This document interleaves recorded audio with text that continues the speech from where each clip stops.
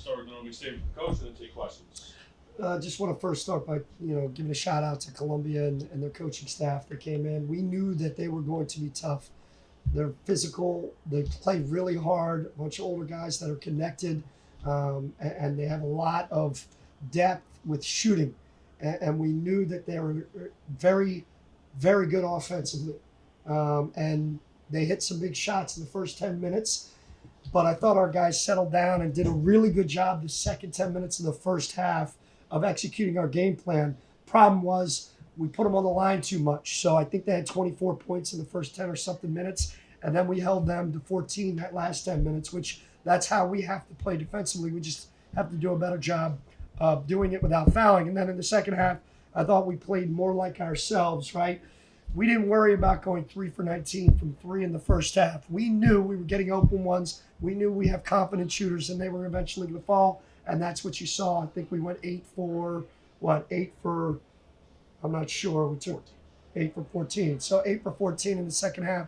So that's why we just continue to play without worrying about making or missing foul shots. So, again, great crowd. Thank you so much for the energy. They lifted us in huge moments. Really proud of our guys. Look, this is part of our journey. Every time out, we're learning more about ourselves, and that's important. When the non-conference is now over, I think this is a great momentum boost for us heading down to DC to play GW and open up the A-10 slate.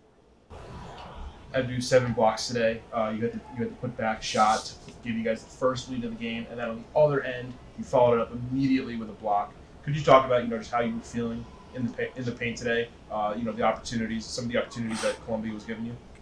Yeah. So first of all, I give them a lot of credit, to all the players there, and like the coach said, we just use a mismatch. Every time I see I have a small guy on me, I have to take advantage of them. So I know how strong I am. So even if they're big, I would just I'm just gonna go. I have an advantage that I'm stronger than him, even if he's taller than me. So I just use that, for the thing. And then for the block, I would just say, what I'm saying.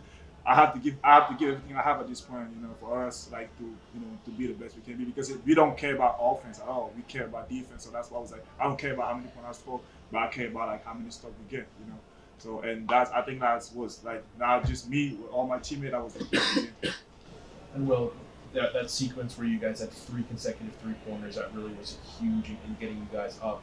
Could you talk about how both the crowd was kind of fueling that? I mean, people were getting really excited at that point, and also how you guys kind of keep each other in those moments and maintain those runs. The biggest thing for us, especially when we do go on runs, is all we got, all we need. There are going to be times where we do go on runs and the crowd gets hyped, and there'll be times where it's vice versa, it's opposite, and the crowd's not with us. So our thing is we got to stay with each other. We got to stay connected and together with each other, regardless of when things are going good or bad. And can you talk about, just the defense you guys were running tonight? It seemed like Columbia was shooting a lot of 3-pointers. What were some of the adjustments that you guys made to kind of mitigate their scoring? I don't feel like we made too many adjustments. I just felt like we were playing harder. I feel like the times where Columbia were getting threes, some of them were because of the defense we were in, but some of them because we had defensive mislapses and we weren't playing hard enough, which Coach harps on us about constantly. So we fix these little things where we don't have those little stretches where we're not playing hard and we can play hard for 40 minutes, then I feel like we can be the best team we can be. All right, thank you guys. Good stuff, man. Appreciate you guys. Yeah, Thank you all. Oh, yeah. We gotta say my name. Yeah, we stayed over. I can't remember. You're fine. Go sign some autographs and then go get your knee checked. Coach, you talked about in your opening statement those last 10 minutes. Yeah. That's kind of where you guys want to be at. How do you take those 10 minutes and in practice, in film, how do you sustain that for the upcoming conference play? Yeah, the last 10 minutes of the first half. The first half is what I was talking about. It's very similar to the 20 minutes second half we played against North Texas. So it's just the energy, it's just the focus. It's really guys getting locked in and understanding how important every possession is, understanding how every single detail of our scouting report, understanding tendencies of the opposing player. And when you're playing a lot of new guys who haven't had the game experience like Ramad Dean, Jameer Tripp, Elijah Gray, and some of these other guys, and even, the Josh Riveras or the Jaffe Medors. And Will Richardson's still a sophomore. So we're pretty intense in our standard, and our scouting reports are in depth, especially with personnel. So, we have to understand how important every little detail is. And when we do, our defense can be elite, right? And even in the first half, the guys that were taking the shots after that first 7 or 8 minutes, the guys that we wanted to take shots, those were the guys taking the shots, right? So we kind of got locked into that. And then we have to clean up a lot. We didn't execute down the stretch a number of times out of a timeout. Ramadi bails us out with a miracle shot. And, we have to continue the process 1% better every day, because when you go into league play, it becomes more intense. And if you're not detailed and execute, specifically in late game situations, you usually end up on the wrong end of the scoreboard.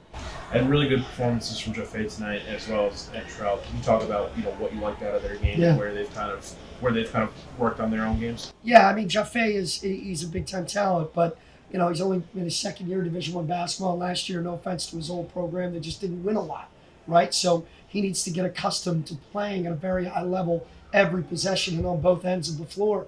So I didn't think he played great in the first half, but in the second half, he really played great. I thought Will Richardson played fantastic in the first 10 minutes of that second half, and then Jaffe kind of played huge in moments late in the second 10 minutes of the second half, the final 30 to 40 minutes. And Trell, to me, he's a Swiss Army knife, like we talk about. He's great on defense, right? He's solid.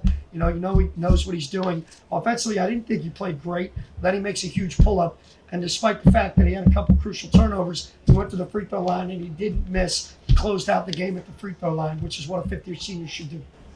And Coach, you said in pretty much every press conference this year, Will Richardson needs to shoot more. Is that what you were talking about? 100%. He's got to maintain his aggressive nature. Same thing with Jaffe. These guys in that locker room believe in them. It's a great responsibility for them to have that green light. But you also got to learn when to go, when to not go. You got to be prepared, and you got to earn it on the other end of the floor.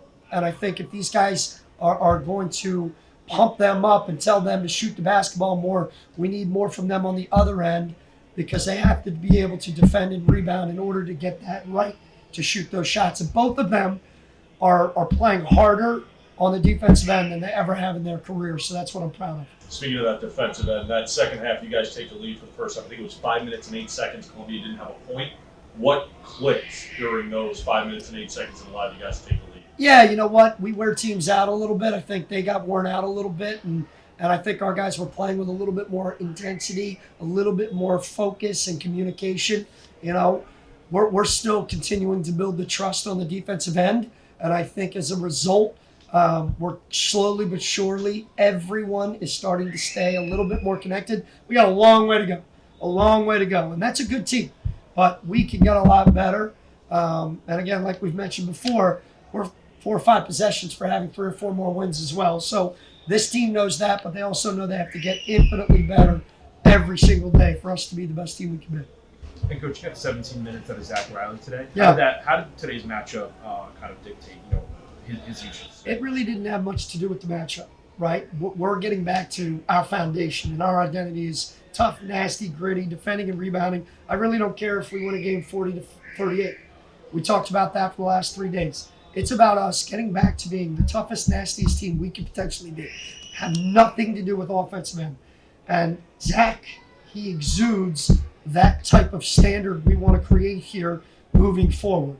So he's earned the right. We know what he's going to give us on both ends. And when he plays that way, all of a sudden he makes 3 threes, I think, because he's not thinking about it, and we're just playing. And that's big for us because he's a veteran. He knows what we want, right? So we need those minutes from him. All right, thanks a lot, Coach. Thanks a lot. Go Raiders.